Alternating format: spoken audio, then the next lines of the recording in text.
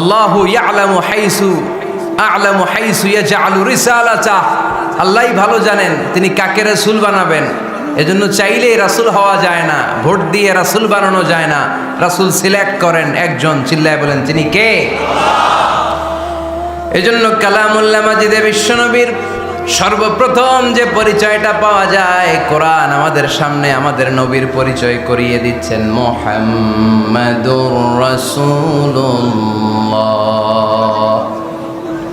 ওয়াল্লাযীনা মা'আহু আশিদ্দাউ আলাল কুফফারি রুহামাউ বাইনাহুম। কোরআন সর্বপ্রথম বিশ্বনবীর পরিচয় আমাদের সামনে তুলে ধরলেন আর বলল, কোরআন আমাদেরকে জানিয়ে দিল আমাদের প্রিয় নবীর প্রথম টাইটেল হলো তিনি হলেন রাসূলুল্লাহ সাল্লাল্লাহু আলাইহি ওয়াসাল্লাম। তাহলে আল্লাহর হাবিব সাল্লাল্লাহু আলাইহি ওয়াসাল্লামের প্রথম পরিচয় রাসূলুল্লাহ। আওয়াজ করে বলেন তো প্রথম পরিচয় কি? রাসূলুল্লাহ। তিনি আল্লাহর বার্তাবাহক, আল্লাহ তাআলার পক্ষ থেকে বাণীবাহকের কাজ তিনি করেন। কিন্তু আমার নবী এতটাই বিনয়ী ছিলেন, এতটাই হাম্বল ছিলেন, আউট অফ হাম্বলনেস তিনি নিজেকে রাসূল বলে পরিচয় করে দেওয়ার আগে তিনি নিজেকে আল্লাহর দাস বা গোলাম বলে পরিচয় দিতেন। পড়েন সুবহানাল্লাহ। বিনয়ের কারণে তিনি বলতেন, ইন্নী আব্দুল্লাহি ওয়া রাসূলুহু, নিশ্চয় আমি আল্লাহর দাস, নিশ্চয় আমি আল্লাহর গোলাম, তারপর আমি আল্লাহর রাসূল। আল্লাহর হাবিব যখন আল্লাহর কাছে দোয়া করতেন, আল্লাহর হাবিব বলতেন, আল্লাহুম্মা ইন্নী আবদুক ওয়া ইবনু আবদিক ওয়া ইবনু আমাতিক নাসিয়াতি বিয়াদিক। আল্লাহর হাবিব বলছেন, আল্লাহ আমি আপনার গোলাম, শুধু আমি আপনার গোলাম নয়, আমি গোলামের ঘরের গোলাম। আল্লাহু আকবার। আমার বাবা আব্দুল্লাহ আপনার গোলাম, আমার দাদা আব্দুল মুত্তালিব আপনার গোলাম, আমার দাদার বাবা তিনিও আপনার গোলাম, আমার মা হলো আপনার বান্দি। সুবহানাল্লাহ পড়েন। তাহলে তিনি রাসূল হওয়ার পরেও তিনি নিজেকে গোলাম বলে পরিচয় দিতেন, দাস বলে পরিচয় দিতেন। আমরাও যখন সালাতে তাশাহুদে পড়ি, আশহাদু আল্লা ইলাহা ইল্লাল্লাহ ওয়া আশহাদু আন্না মুহাম্মাদান আবদুহু ওয়া রাসূলুহু, তিনি আল্লাহর আবদ, তিনি আল্লাহর দাস, তারপরে তিনি আল্লাহর রাসূল। বিনয়ের কারণে আল্লাহর হাবিব সাল্লাল্লাহু আলাইহি ওয়াসাল্লাম পরে রাসূল হিসেবে পরিচয়টা পেশ করতেন। আগে বলতেন আমি আল্লাহর গোলাম, আমি আল্লাহর। তিনি দোয়া করতেন, আল্লাহ আমি আপনার গোলাম, গোলামের ঘরের গোলাম, বান্দির ঘরের গোলাম। আল্লাহ আমার মাথার চুলের ঝুঁটি আপনার হাতের মুঠোয়, আপনি যেদিকে টান দিবেন আমি ওদিকে যেতে বাধ্য। আপনি ডানে টানলে আমি ডানে যাই, আপনি বায়ে টানলে আমি বায়ে যাই, যেখানে নেবেন আমি ওখানেই যেতে বাধ্য। ঠিক কি না? আউট অফ হাম্বলনেস, বিনয়ের কারণে। কি বিনয়ী ছিলেন বিষ্ণু ঈসা ইসলাম। তিনি আল্লাহর রাসূল, তারপরেও তিনি পরিচয় দিতেন, আল্লাহ আমি আপনার গোলাম। আওয়াজ করে পড়েন সুবহানাল্লাহ। তাহলে প্রথম যে পরিচয় কোরআন আমাদেরকে দিল সেটা হচ্ছে আমাদের প্রিয় নবী ছিলেন রাসূলুল্লাহ। আওয়াজ করে বলেন পরিচয়টা কি? এর চেয়ে বড় পরিচয় হতে পারে? হতে পারে? দ্বিতীয় পর্যায়ে কোরআন আমাদেরকে জানাচ্ছে যে তিনি শুধু রাসূলুল্লাহই নয়, তিনি শুধু আল্লাহর রাসূলই নন, তিনি হচ্ছেন শেষ রাসূল, তিনি হচ্ছেন শেষ নবী, তিনি খাতামুন নবিয়্যিন। ওনার পরে আর কোন নবী আসবে? চিল্লায় বলেন। এই হায়দারগঞ্জের একজন যদি ঘোষণা দেয় আমি নবী, কি করবেন? ওই একজনকে মায়ের কারে কয়, হ্যাঁ কি করবেন আপনারা? কি করবা? মায়ের। আইজো মায়ের, কাইলো মায়ের, মায়ের উপরে ওষুধ নাই। ঠিক কিনা? আল্লাহর হাবিব সাল্লাল্লাহু আলাইহি ওয়াসাল্লাম তিনি ছিলেন শেষ রাসূল। সাইয়েদনা আদম আলাইহিস সালাম থেকে শুরু করে ঈসা আলাইহিস সালাম পর্যন্ত এই যে নবী আসার যে চেইন, এই ধারাবাহিকতা, বিশ্ব নবীকে এই দুনিয়াতে পাঠিয়ে ওই চেইনকে আল্লাহ পরিপূর্ণ করে দিলেন। চিল্লায় পড়েন আল্লাহু আকবার। এজন্য কোরআন আমাদেরকে বলে, মা কানা মুহাম্মাদুন আবা আহাদিম মির রিজালিকুম ওয়ালাকিন রাসূলুল্লাহি ওয়া খাতামান নাবিয়্যিন। মুহাম্মদ তোমাদের কোনো ছেলেদের পিতা নয়, পুরুষের পিতা নন, তিনি হলেন আল্লাহর রাসূল, তিনি হলেন শেষ নবী, তারপরে কোনো নবী হবে না। ঠিক কি না? এজন্য আল্লাহর হাবিব বলতেন, লা নবিয়্যা বা'দি, আমার পরে কোনো নবী নাই, ওয়ালা রাসূলা, আমার পরে কোনো রাসূলও নাই। তবে লাউ কানা বা'দি নবিয়্যুন লাকানা উমর, তবে আমার পরে যদি নবী হওয়ার যোগ্যতা কারো মধ্যে থাকে, আমার কলিজার টুকরা সাহাবা ওমরের সেই যোগ্যতা আছে। প্রভু তুমি বলেছ রাসূল দেবে না, বলনি দেবে না ওমর, বলনি দেবে না হামজা তারি, খালিদ বিজয় সমর। প্রভু তুমি বলেছ রাসূল দেবে না, বলনি দেবে না ওমর, বলনি দেবে না হামজা তারি, খালিদ বিজয় সমর। প্রভু তুমি বলেছ রাসূল দেবে না, ঠিক কি না? আল্লাহর হাবিব বললেন আমার পরে কোনো নবী নাই, আমার পরে কোনো রাসূল নাই, তবে আমার পরে যদি নবী হওয়ার যোগ্যতা কারো থাকে, ওমরের সেই যোগ্যতা আছে। সুবহানাল্লাহ পড়েন। আল্লাহর হাবিব সাল্লাল্লাহু আলাইহি ওয়াসাল্লামের জামানায় এক লোক নবুয়তি দাবি করেছিল, ওর নাম ছিল মুসাইলামা। নাম কি ছিল? নাম শুনছেন না আপনারা? এসে নবুয়তির দাবি করে বলে, ইয়া মুহাম্মদ আন-নবুওয়াতু নিসফুন লাকা ওয়া নিসফুন লি। নবুয়ত তোমার অর্ধেক, আমার অর্ধেক, আমার অর্ধেকটা আমারে বুঝায় দাও। নাউজুবিল্লাহ পড়বেন না? আল্লাহর হাবিব বললেন কি নাম তোর? এই বেয়াদবটা বলল আমার নাম মুসাইলামা। আল্লাহর হাবিব বললেন আজ থেকে তুই শুধু মুসাইলামা নয়, আজ থেকে তুই মুসাইলামাতুল কাযযাব, মিথ্যাবাদী ভণ্ড মুসাইলামা, ঠিক কি না? এই বেয়াদবটা বিশ্বনবীকে কপি করত। আমার নবী যেমন যেমন করতেন ও তেমন তেমন করত। আল্লাহর হাবিব সাল্লাল্লাহু আলাইহি ওয়াসাল্লাম মদিনার নবজাতক শিশুদের মাথায় হাত বুলিয়ে দিলে বাচ্চাদের মাথার চুল বড় হয়ে যেত। এই বেয়াদবটাও কপি করে অনুকরণ করে তার এলাকায় নবজাতক বাচ্চাদের মাথায় হাত বুলিয়ে দিত, কিন্তু চুল বড় হওয়া তো দূরের কথা, যেই বাচ্চার মাথার তালুর মধ্যে এই বেয়াদবের হাত লাগছে ওই বাচ্চাগুলোর মাথা আজীবন ছিল টাক মাথা, কোনো চুলই গজায় নাই। আল্লাহর হাবিব সাল্লাল্লাহু আলাইহি ওয়াসাল্লাম লোনা পানির কুয়ার ভেতরে কুলি করে ফেলে দিলে ওই কুয়ার পানি মিঠা পানির কুয়ায় পরিণত হয়ে যেত। আর এই বেয়াদব মিঠা পানির কুয়ার মধ্যে কুলি ফেললে ওটা লোনা পানির কুয়া হয়ে যেত। আল্লাহর হাবিব সাল্লাল্লাহু আলাইহি ওয়াসাল্লাম দোয়া পড়ে গাছের মধ্যে ফু দিলে গাছের ফলনে বাম্পার ফলন হতো, আর এই বেয়াদব কোন গাছের মধ্যে ধরলে মুহূর্তের মধ্যে ওই গাছ মরে যেত।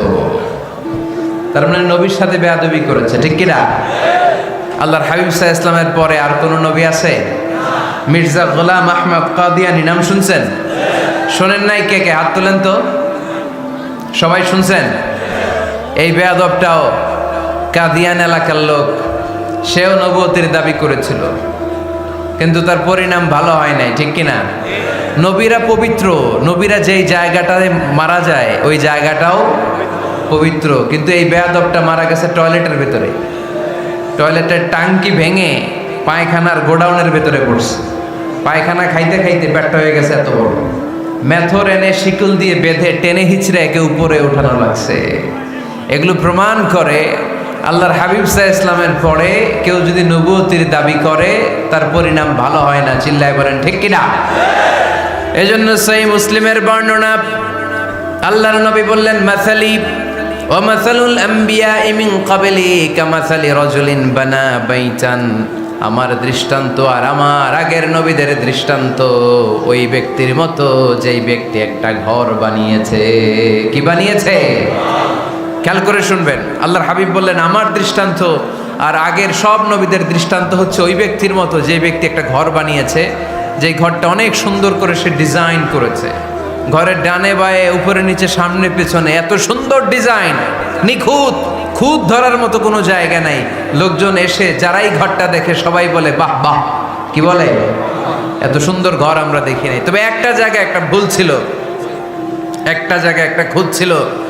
ঘরের একটা ওয়ালে ইটের গাঁথুনির জায়গাটাতে এক জায়গায় একটা ইটা কম ছিল। কি কম ছিল? ইটা কম ছিল। সবাই বললো তোমার ঘরটা অনেক সুন্দর, এক জায়গায় একটু সমস্যা, দেয়ালের গাঁথুনিতে একটা ইটা নাই। বিশ্বনবী সাল্লাল্লাহু আলাইহি সাল্লাম বলেন ফা আনাল লাবিনা ওয়া আনা খাতামুন নাবিয়িন, আমি হচ্ছি সেই ইটা। আমাকে যখন আল্লাহ তাআলা ওই জায়গায় গ্যাপ পূরণের জন্য রেখে দিল, গোটা বিশ্বটা উজালা হয়ে গেল, নবুয়তের মালাটা পরিপূর্ণ হয়ে গেল। ফা আনাল লাবিনা ওয়া আনা খাতামুন নাবিয়িন, আমি হলাম সেই ইটা। আমাকে যখন আল্লাহ তাআলা দুনিয়ায় পাঠালেন, গোটা দুনিয়াটারে আলোকিত করে দিল কে? এরা হতে হেলে দুলে নুরানি তনু ওকে আসে হায় সারা দুনিয়ার হেরে মেরে পর্দা খুলে খুলে যায় সে যে আমার কমলিওয়ালা কমলিওয়ালা সে যে আমার কমলিওয়ালা কমলিওয়ালা তার ভাবে বিভোল রাঙ্গা পায়ের তলে পর্বত জঙ্গল টল মল টলে খুরমা খেজুর বাদাম জাফরানি ফুল ঝরে ঝরে যায় সে যে আমার কমলিওয়ালা কমলিওয়ালা। সুবহানাল্লাহ পড়েন। এজন্য আল্লাহর হাবিব বলতেন আমি শেষ নবী, আমি শেষ রাসূল, আমার পরে কোনো রাসূল নাই, আমি হলাম খাতামুন নবিয়্যিন। সুবহানাল্লাহ পড়েন। তাহলে কোরআন সর্বপ্রথম আল্লাহর হাবিবের যে পরিচয়টা দিল সেটা হচ্ছে আল্লাহর হাবিব হচ্ছেন রাসূলুল্লাহ। আওয়াজ করে বলেন তো তিনি কি ছিলেন? আল্লাহ রাসূল ছিলেন। দ্বিতীয় যে পরিচয়টা কোরআন আমাদেরকে দেয় সেটা হচ্ছে তিনি যেন তেন রাসূল নন, তিনি হচ্ছেন শেষ রাসূল, শেষ নবী, খাতামুন নবিয়্যিন। তার মানে আমার নবীর পরে আর কোনো নবী পৃথিবীতে আসবে। তিন নাম্বার কোরআন যে পরিচয়টা আল্লাহর হাবিবের আমাদের সামনে তুলে ধরেছে সেটা হচ্ছে তিনি রাসূল ছিলেন, শেষ রাসূল ছিলেন, তবে তিনি মানুষ ছিলেন। তিনি কি ছিলেন? আওয়াজ করে বলেন। আমার নবী কি জিন ছিল? ফেরেশতা ছিল না? কি ছিল? আওয়াজ করে বলেন কি ছিল? তিনি মানুষ ছিলেন, তবে যেন তেন মানুষ নন, অসাধারণ মানুষ। কেমন মানুষ? তিনি মানব, সাধারণ মানব নন, তিনি মহামানব। অনেকে বলে ইউসুফ আলাইহিস সালাম নবীদের মধ্যে সবচাইতে সুন্দর নবী ছিলেন, বলে না অনেকে? শোনেন নাই আপনারা? এটা ঠিক, উনি অনেক সুন্দর ছিলেন, কিন্তু আমার নবীর চাইতে বেশি সুন্দর। আল্লাহর হাবিব বলতেন আনা মালিহুন ওয়া আখি ইউসুফু সাবিহুন, মানে আমি হচ্ছি মালিহ, লাবণ্যময় সুন্দর, আর আমার ভাই ইউসুফ হচ্ছে সাদা সুন্দর। একদিকে লাবণ্যময় সুন্দর, আরেকদিকে সাদা সুন্দর, কোনটার দাম বেশি? চিল্লায় বলতে হবে কোনটা? আল্লাহর হাবিব ছিলেন মালিহ। মালিহ শব্দটা এসেছে মিলহন থেকে। মিলহন মানে লবণ, মিলহন মানে কি? লবণ, লবণ থেকে লাবণ্যময়। আল্লাহর হাবিব ছিলেন মালিহ, এত সুন্দর ছিলেন। আম্মা জান আয়েশা যখন শুনলেন ওয়াকাত্তা'না আইদিয়াহুন, মিশরের নারীরা বুর্তুকাল কাটতে যে, লেবু কাটতে যে, কমলা লেবু কাটতে যে সৈয়দনা ইউসুফ আলাইহিস সালামকে যখন দেখলেন, আল্লাহ নবী ইউসুফ আলাইহিস সালামের চেহারার মাধুর্যতা এত সুন্দর ছিল, এত চমৎকার চেহারার গ্ল্যান্স, এটা দেখে মিশরের নারীরা লেবু কাটতে যে আঙ্গুল কেটে ফেলেছিল। আল্লাহর কোরআন সাক্ষী। সুবহানাল্লাহ পড়ে। এই ঘটনা যখন আম্মা জান আয়েশা রাদিয়াল্লাহু তাআলা আনহা শুনলেন, তিনি বললেন ও মিশরের নারীরা, তোমরা ইউসুফ নবীর সৌন্দর্য দেখে লেবু কাটতে যে আঙ্গুল কেটেছো, আমার স্বামী বিশ্বনবী মুহাম্মদ সাল্লাল্লাহু আলাইহি ওয়াসাল্লামের চেহারা যদি দেখতা, তাহলে লেবু কাটতে যে আঙ্গুল নয়, কলিজাটা কেটে টুকরা টুকরা করে দিতা। আবার আম্মা জান আয়েশা বলেন তোমাদের জন্য একটা সূর্য আছে, আমার জন্য একটা সূর্য আছে, তোমাদের সূর্য আমার সূর্যের মতো নয়, আমার সূর্যটাও তোমাদের সূর্যের মতো নয়। তোমাদের সূর্যটা প্রতিদিন সকালবেলা পূব আকাশে উদিত হয়ে গোটা বিশ্বটারে আলোকিত করে ফেলে, কিন্তু আমার সূর্যটা সকালবেলা উদিত হয় না। সাল্লাল্লাহু আলাইহি ওয়াসাল্লাম। তিনি মানুষ ছিলেন, তবে সাধারণ মানুষ নন, অসাধারণ মানুষ। নবী ছিলেন, যেন তেন নবী নন, মহানবী, মানব কিন্তু মহামানব, ঠিক কিনা? এজন্য কোরআন আমাদেরকে জানিয়ে দেয় কুল ইন্নামা আনা বাশারুম মিসলুকুম ইউহা ইলাইয়া আন্নামা ইলাহুকুম ইলাহু ওয়াহিদ। ও নবী আপনি বলে দেন নিশ্চয় আমি তোমাদের মতোই মানুষ, কিন্তু আমার কাছে ওহী আসে, তোমাদের কাছে আসে না, ঠিক কিনা? মানুষ কোন সেন্সে? মানুষ এই সেন্সে তিনি মানুষ যে আমরা দুনিয়াতে মা বাবার মাধ্যমে আসি, তিনিও এসেছেন। আমরা পৃথিবীতে বিয়ে করি, আল্লাহর হাবিবও করেছেন। আমরা বিয়ে করলে সন্তান হয়, আল্লাহর হাবিব সাল্লাল্লাহু আলাইহি ওয়াসাল্লামের 4 কন্যা 2-3 পুত্র সন্তান ছিল। আমরা আমাদের আঘাত পেলে গা ঝরে রক্ত বেরোয়, আল্লাহর হাবিব সাল্লাল্লাহু আলাইহি ওয়াসাল্লামের উহুদের ময়দানে দাঁত ভেঙে রক্ত ঝরেছে, ঠিক কিনা? এই সেন্সে তিনি মানুষ, কিন্তু সাধারণ মানুষ নন, তিনি অসাধারণ মানুষ, অসাধারণ, আনপ্যারালাল, ইউনিক, ফ্যান্টাস্টিক। আল্লাহর হাবিবের সাথে কারো তুলনা চলে না।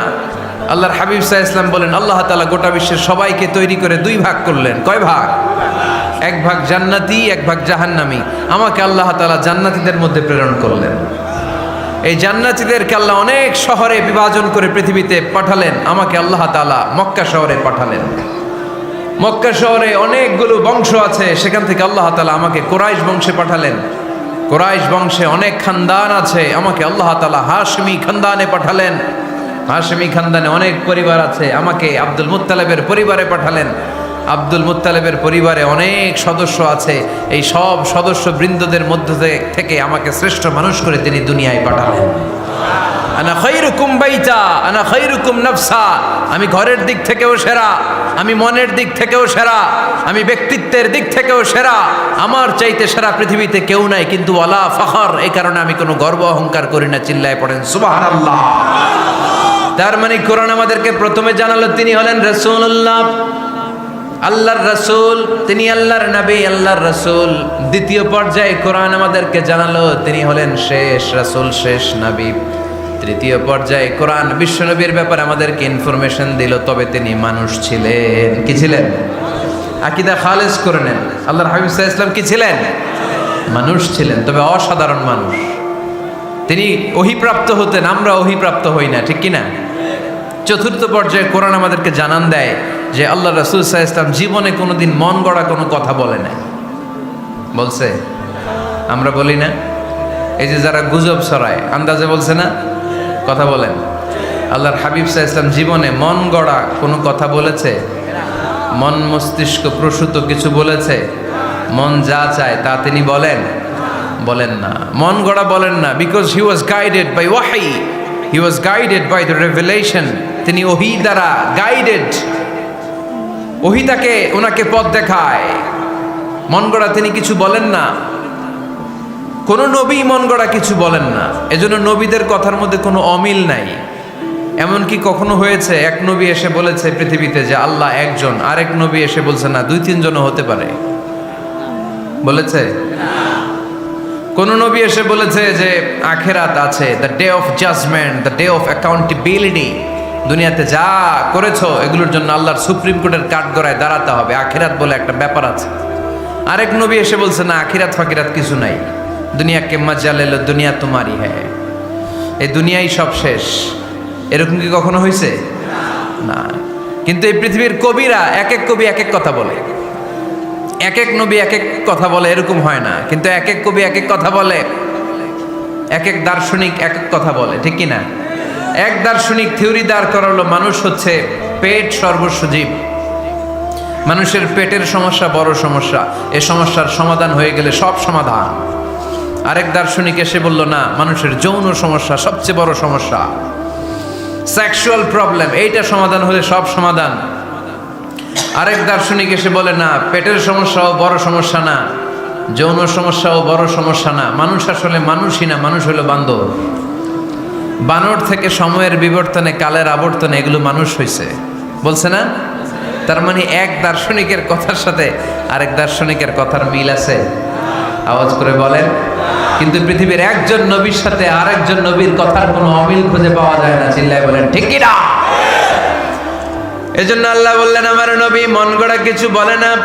ওয়ামা ইয়ানতিকু আনিল হাওয়া ইন হুয়া ইল্লা ওয়াহিয়ুন ইউহা। আমার হাবিব মন গড়া কোনো কথা তোমাদেরকে কখনো শোনায় না, তিনি যা তোমাদেরকে শোনায় ওহী থেকে শোনায়। সুবহানাল্লাহ পড়েন। যা আসে তাই তিনি বলেন, মন গড়া কিছু বলেন না। মক্কার ইহুদিরা আল্লাহ রাসূল সাল্লাল্লাহু আলাইহি ওয়াসাল্লামকে একবার ধরলো, জিজ্ঞেস করলো যে মুহাম্মদ, 3টা প্রশ্ন তোমাকে করব, যদি উত্তর করতে পারো তাহলে বুঝবো তুমি সত্য নবী। আল্লাহর হাবিব সাল্লাল্লাহু আলাইহি ওয়াসাল্লাম বললেন, তাহলে বলো কি জানতে চাও? তারা জিজ্ঞেস করলো মা হুয়া রূহ, বলো তো রুহু কারে বলে? রুহু চিনেন আপনারা? রুহু থাকলে আমরা নড়ি চড়ি, অ্যানিমেটেড, প্রাণবন্ত। রুহু যখন উড়াল দেয় লাশ হয়ে পড়ে থাকে, ঠিক কিনা? সব চলে যায়। আমাদের 2 কাঁধের 2 ফেরেশতা থাকে, এরাও উড়াল মারে, ঠিক কিনা?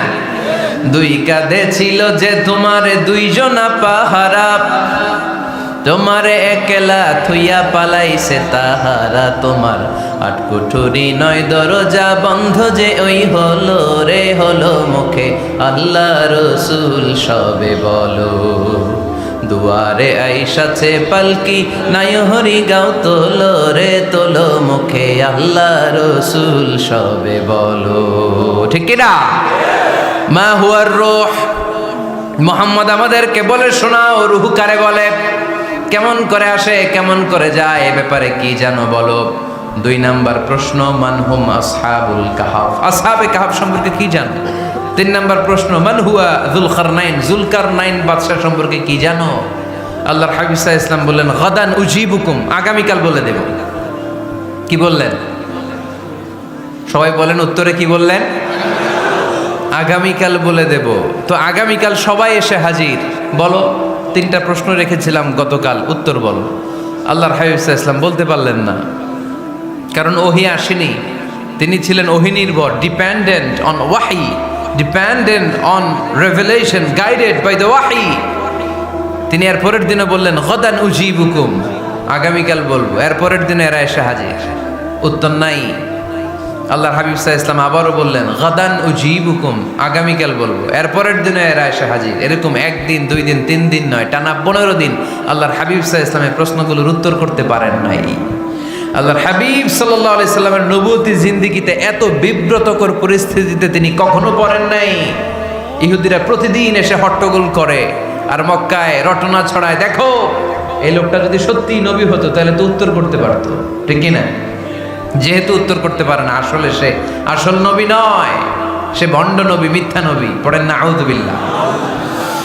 15 দিন পর আল্লাহ আয়াত নাযিল করলেন ওয়ালা তাকুলান্না লিশাইইন ইন্নী ফাইলুন যালিকা গাদা ইল্লা আইয়াশা আল্লাহ। ও নবী, ভবিষ্যতের ব্যাপারে সামনে থেকে যখন আপনি ওয়াদা দিবেন, ওয়াদা দেওয়ার সময় ইনশাআল্লাহ শব্দটা মিলিয়ে দিবেন। সুবহানাল্লাহ পড়েন। আল্লাহর হাবিব সাল্লাল্লাহু আলাইহি সাল্লামকে শিখানোর মধ্য দিয়ে গোটা উম্মাহকে আল্লাহ শিখাই দিলেন যে ভবিষ্যতের কমিটমেন্ট যখন দিব, প্রমিস যখন দিব, প্রমিস দেওয়ার সময় কি বলবো? কি বলবো? আল্লাহর হাবিব সাল্লাল্লাহু আলাইহি সাল্লাম ইনশাআল্লাহ বলতে ভুলে গিয়েছিলেন। এজন্য 15 দিন টানা 15 দিন ওহী আসে নাই। 15 দিন পরে আল্লাহ তাআলা ওহীর মাধ্যমে বিশ্বনবীকে জানিয়ে দিলেন ইয়াসআলুনাকা আনির রূহি কুলির রূহু মিন আমরি রাব্বি ওয়া মা উতিতুম মিনাল ইলমি ইল্লা কলিলা। দ্বিতীয় প্রশ্নের উত্তরও জানিয়ে দিলেন আম হাসিবতা আন্না আসহাবাল কাহফি ওয়ার রাকিমি কানু মিন আয়াতিনা আজাবা। 3 নাম্বার প্রশ্নের উত্তর আল্লাহ নাজিল করলেন ওয়াসআলুনাকা আন যিল করনাইন কুল সাআতলু আলাইকুম মিনহু যিকরা। পড়েন সুবহানাল্লাহ। এরপর নবী বললেন কাদের উত্তর জানা লাগবে, আসো জেনে নাও। রূহ হলো আল্লাহর আদেশ, আল্লাহর আদেশে দেহের মধ্যে রূহটা ঢুকে আল্লাহর আদেশে বের হয়ে যায়। রূহকে ধরা যায় না, ছোঁয়া যায় না, ঠিক কি না? রূহ ধরা যায়, ছোঁয়া যায়, দেখা যায়। রূহ দেখছেন কে কে? দেখি লক্ষ্মীপুরের ভাইরা, রূহ দেখছেন আপনারা? রূহুর কালার কেমন জানেন? ওজন কেমন জানেন? কোত্থেকে যে এসে জুড়ে যায় দেহের মধ্যে, মায়ের পেটের ভেতরে, আবার হুট করে উড়াল মারে, মানুষটা লাশ হয়ে পড়ে থাকে, ঠিক কিনা? 2 নম্বর প্রশ্নের উত্তরে বিশ্বনবী জানিয়ে দিলেন আসহাবে কাহফ হচ্ছে আল্লাহর প্রিয় 7টা যুবক বান্দা যারা 309 বছর গুহার মধ্যে ছিল। তারপর তাদেরকে আবার জাগ্রত করে দিয়েছিল কে? পৃথিবীতে 4 জন বাদশা ছিল, গোটা বিশ্বের বাদশা, গোটা বিশ্বকে ডমিনেট করেছে, শাসন করেছে। 2 জন মুসলমান, 2 জন কাফের। এর মধ্যে একজন ছিল যুলকারনাইন, গোটা বিশ্বকে শাসন করেছে। সুবহানাল্লাহ পড়ে। তার মানে আল্লাহর হাবিব সাল্লাল্লাহু আলাইহি ওয়াসাল্লাম মন গড়া কিছু বলতেন না। কথা কি বুঝতে পারতেছেন? তা না হলে এই 15 দিন বানায় একটা বলে দিতেন না? আমরা হলে কি করতাম? একটা প্রশ্ন করছে কেউ, কি করতাম আমরা? বানায় একটা বলে দিতাম। জানি না এই কথা কোনোদিন আমাদের মুখ দিয়ে বের হয় না, জানি না, এটা বলতে আমাদের লজ্জা লাগে। কিন্তু ক্লাসিক স্কলাররা আল উলামা আল মুতাকাদ্দিমিন যারা হাজারো প্রশ্নের উত্তরে বলতেন আনা লা আ'লাম আল্লাহু